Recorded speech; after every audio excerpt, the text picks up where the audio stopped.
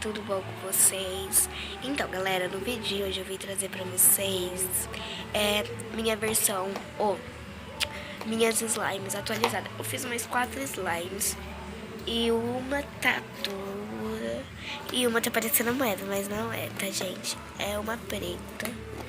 Mas, tipo, elas estão boas, menos uma rosa, que é essa daqui, ó. Que ela, tipo, tá parecendo uma pedra. Mas eu vou colocar pasta de dente depois, tá? Então, galera, bora lá.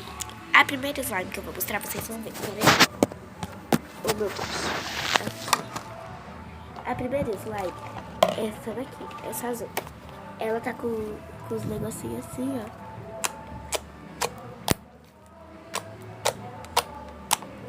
Ó, tá super boa.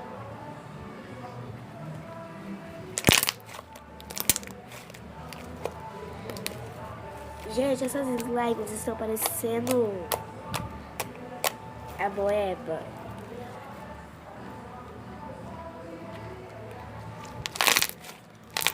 Aqui. É uma slime já. Aí a próxima, galera,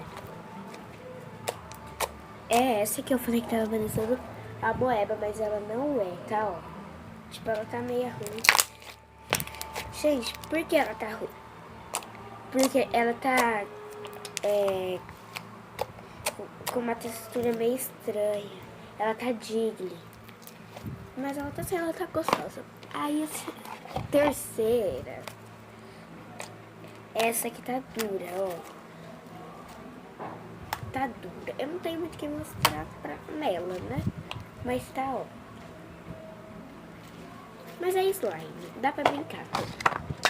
Aí a última slime, essa daqui, que também tá meio dura, mas eu gosto bastante dela.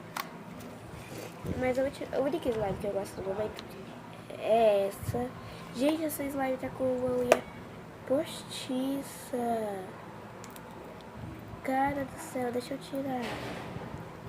Gente do céu, olha isso.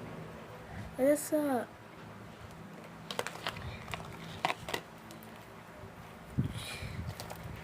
Eu vou apertar pra ver se não tem mais.